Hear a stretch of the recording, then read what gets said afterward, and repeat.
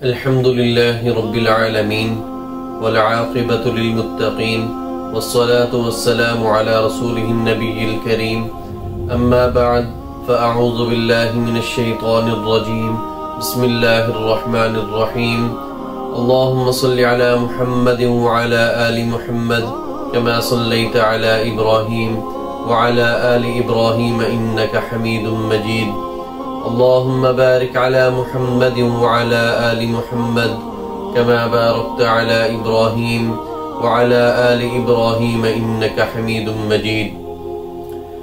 میرے محترم بھائیو بہنوں، انسانی جسم پوری دنیا میں ایک سب سے زیادہ پیچیدہ مشین ہے کہ آپ دیکھ لیجئے کہ میرے اور آپ کے جسم کے اندر 10 سسٹم کام کر رہے ہیں۔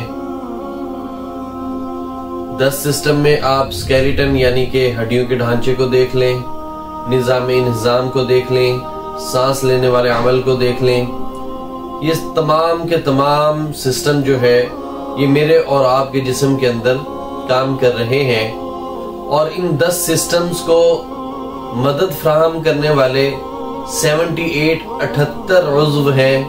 ناک، جگر، دل، گردے، پھیپھڑے وغیرہ، یہ تمام عضو جو ہے یہ ہمارے سسٹم کو مدد فراہم کرتے ہیں۔ پھر میرے اور آپ کے جسم کے اندر 5.6 لیٹر خون جو ہے وہ گردش کرتا رہتا ہے اور ایک دن میں 12,000 میل کا سفر طے کرتا ہے۔ اگر آپ کراچی 12 سے 15 دفعہ جائیں تقریباً پھر جا کر یہ میلز پورے ہوتے ہیں، یہ فاصلہ طے ہوتا ہے۔ تو میرے اور آپ کے جسم کے اندر یہ خون روزانہ کی بنیاد پر 12,000 میل کا سفر طے کرتا ہے۔ پھر انسانی جسم میں 37 کھرب خلیے ایسے ہیں جو انسان کو متحرک رکھتے ہیں۔ پھر یہ مشین اتنا کام کرتی ہے کہ کوئی انسان صبح کے ٹائم اٹھتا ہے، رات تک کام کیا جاتا ہے، کسی کی 2 گھنٹے نیند ہے، کسی کی 4 گھنٹے نیند ہے، کسی کی 6 گھنٹے نیند ہے، کوئی کم کھاتا ہے، کوئی زیادہ کھاتا ہے۔ تو یہ مشین اسی طرح پراپر اپنی ورکنگ کیے جاتی ہے۔ آخر اس نے تھکنا بھی ہے، آخر اس نے رکنا بھی ہے، آخر اسے آرام کی بھی ضرورت ہے، اسے بھی مینٹیننس کی ضرورت ہے۔ جس طرح آپ کے پاس کوئی گاڑی ہو، آپ ایک مخصوص وقت کے بعد اس کا انجن آئل چینج کرواتے ہیں، اس کا آئل فلٹر چینج کرواتے ہیں اور اس کا ایئر فلٹر چینج کرواتے ہیں، اس کی مینٹیننس کرواتے ہیں، اوور ہالنگ کرواتے ہیں، سروسز کرواتے ہیں۔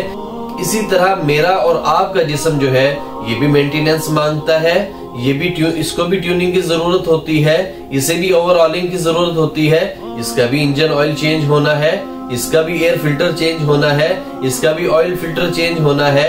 تو اللہ رب العزت جو اس مشین کے خالق ہیں، میں قربان جاؤں اپنے رب کی ذات پر کہ اس نے اپنے بندے پر اتنا بڑا کرم کیا، اتنا بڑا احسان کیا کہ مجھے اور آپ کو رمضان جیسا مہینہ عطا کیا۔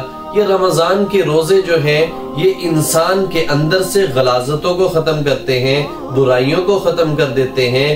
وہ زہریلا مواد جو میرے اور آپ کے جسم میں اکٹھا ہو چکا ہوتا ہے، روزے کی مدد سے، روزے کی برکت سے وہ ختم ہو جاتا ہے، اور مجھے اور آپ کو نئی توانائی ملتی ہے، نیا خون میسر آ جاتا ہے، نئی زندگی مل جاتی ہے۔ اس مشین کو ایک قسم کی نئی زندگی مل جاتی ہے اس رمضان کے آنے سے۔ لیکن افسوس کا مقام یہ ہے کہ بہت سے میرے مسلمان بھائی بہن ایسے ہیں جو رمضان کے روزوں کو اپنے اوپر بوجھ تصور کرتے ہیں اور رمضان کے روزوں کو بغیر عذر کے چھوڑ دیتے ہیں۔ حالانکہ قرآن مجید فرقان حمید میں اللہ رب العزت کی ذات باری تعالیٰ نے ارشاد فرمایا، یا ایھا الذین آمنوا کتب علیکم الصیام کما کتب علی الذین من قبلکم لعلکم تتقون۔ اے ایمان والو، تم پر روزے فرض کیے گئے جیسا کہ تم سے پہلے لوگوں پر فرض کیے گئے۔ اب یہ روزوں کو اللہ تعالیٰ نے ہم پر فرض کیوں کیا؟ لعلکم تتقون، تاکہ تم متقی ہو جاؤ، تاکہ تم پرہیزگار ہو جاؤ۔ یہ پرہیزگاری کس چیز سے ہے؟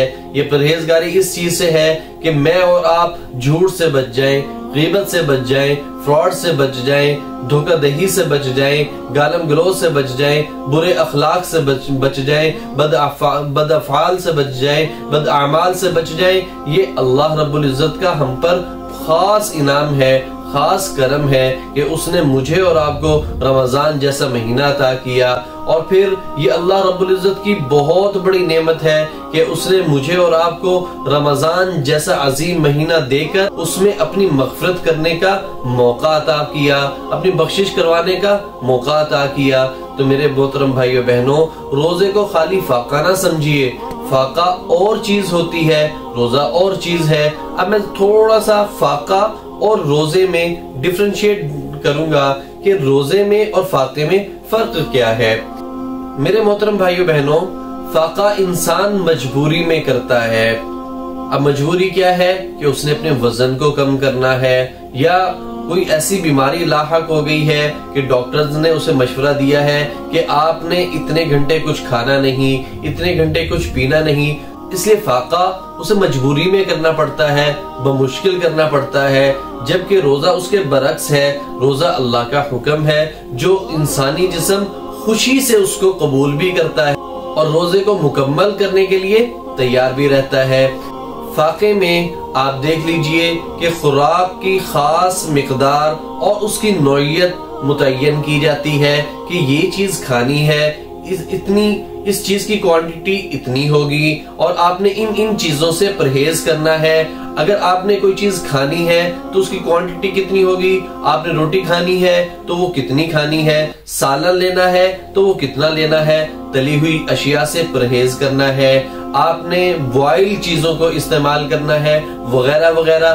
جبکہ روزے میں نہ تو خوراک کی مقدار کو متعین کیا جاتا ہے اور نہ ہی اس کی نوعیت کو متعین کی جاتی ہے، نہ ہی کہیں طبی نسخے میں یہ چیز آئی ہے کہ آپ نے جب روزہ افطار کرنا ہے تو ان اشیاء کو کھانا ہے، اس سے اجتناب کرنا ہے، ایسا کہیں پہ بھی نہیں آپ نے دیکھا ہوگا۔ آپ جب روزہ افطار کرتے ہیں یا جب آپ سحری کرتے ہیں تب آپ اپنی مرضی سے جو چیز آپ کا دل چاہتا ہے آپ کھاتے ہیں۔ فاقہ میں خوراک کی مقدار اور اس کی نوعیت جو ہے اس کو متعین کیا جاتا ہے، جبکہ روزہ اس چیز سے مبرہ ہے۔ پھر اس کے بعد پھر آپ دیکھ لیجئے کہ فاقہ مجبوراً کیا جاتا ہے، جبکہ روزہ انسانی صحت کی ضرورت ہے۔ فاقہ مجبوری ہے اور روزہ کیا ہے، انسانی صحت کی ضرورت ہے۔ اور یہاں تک کہ سائنسدان روزے کو ہمارے لیے معجزہ قرار دیتے ہیں۔ اللہ اکبر! یہ جو روزہ ہے یہ میرے اور آپ کے لیے ایک قسم کا معجزہ ہے جو مجھے اور آپ کو ایک نئی توانائی بخشتا ہے، روح کو نئی تازگی بخشتا ہے۔ ایک قسم کا آپ یوں کہہ لیجئے کہ میرے اور آپ کے جسم کے اندر ایک نئی مشین نصب کر دیتا ہے۔ روزہ اس چیز کا نام ہے۔ تو میرے محترم بھائیو بہنوں، کہ روزہ خالی فاقے کا نام نہیں ہے، روزہ اصل میں پرہیز کا نام ہے، پرہیزگاری کا نام ہے کہ میں اور آپ اللہ رب العزت کا قرب کس طرح سے اختیار کرتے ہیں، کس طرح سے حاصل کرتے ہیں۔ تو میرے محترم بھائیو بہنوں، میری آپ تمام سے گزارش ہے کہ میرے وہ بھائی، میری وہ بہنیں جو روزہ رکھ سکتے ہیں لیکن نہیں رکھتے، ان سے میں گزارش کروں گا کہ خدارا وہ روزہ رکھنے کا اہتمام کریں۔ اللہ رب العزت کی ذات مجھے اور آپ کو رمضان المبارک کے مہینے کی صحیح معنوں میں قدر کرنے کی توفیق عطا فرمائے۔ آمین۔ وآخر دعوانا ان الحمدللہ رب العالمین۔